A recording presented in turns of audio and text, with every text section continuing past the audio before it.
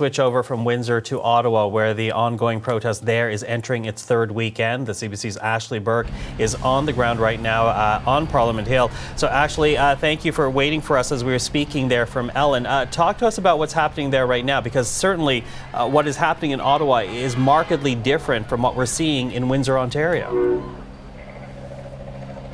This is a completely different atmosphere, especially in terms of police presence. Walking around this morning, we saw very few Ottawa police officers. That the public safety minister has said that RCMP resources were diverted to Windsor. So that has really been the priority this weekend.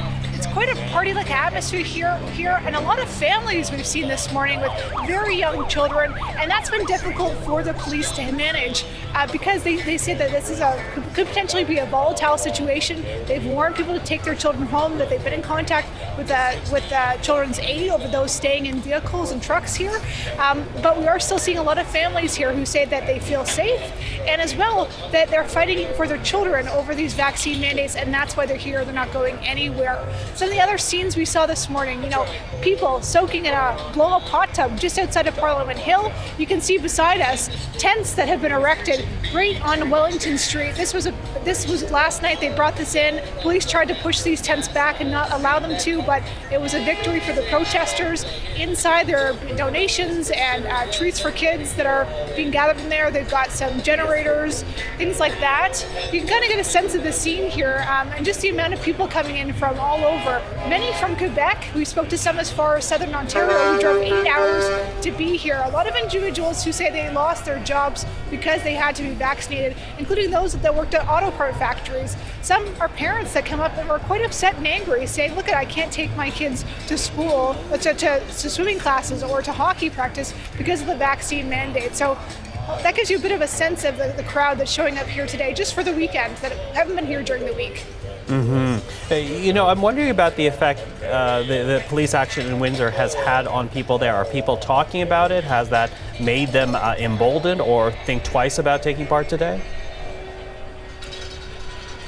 Everyone we've spoken to about the police presence and some of the hefty fines police have warned of, the new injunction saying that tickets could be up to $100,000 or a year in jail for blocking traffic or bridges, that is not deterring them. We've had individuals say that that will not stop them in any way. It doesn't scare them.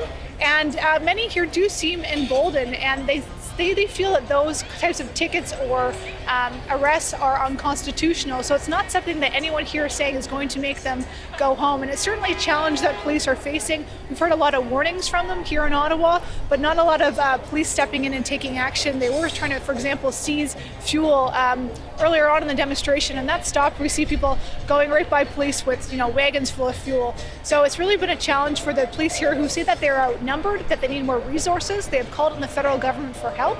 The Prime Minister said that, and the federal government has said that more RCMP are going to be here to help with that, but have not revealed how many and the specific numbers. And we know a lot of that is likely tied up right now in Windsor. The Prime Minister also yesterday said that he thought that Ottawa had the resources, had not exhausted the resources they had to deal with this, a comment that upset City Council here, who said that's unfair, that they do need additional resources and that they cannot handle this on their own. Well, as that debate goes on as to whether or not Ottawa has enough resources, of course, people who live in Centretown and downtown Ottawa, they are having to live through, again, this third weekend, more than 2 weeks with this protest. What has it been like for people who live in the downtown core? And there is an injunction because, as you remember, there was non-stop, incessant honking day after day. And residents here, they filed a class action lawsuit to stop that. But today we have heard some honking going on from truck drivers. It's been sporadic, but there has been honking, so a violation of that injunction in some cases. Residents are frankly fed up. We've heard cases of individuals because of their race or because they were en masse being harassed just walking outside trying to go to the grocery store. Some have left their homes downtown because they do not feel safe or comfortable here.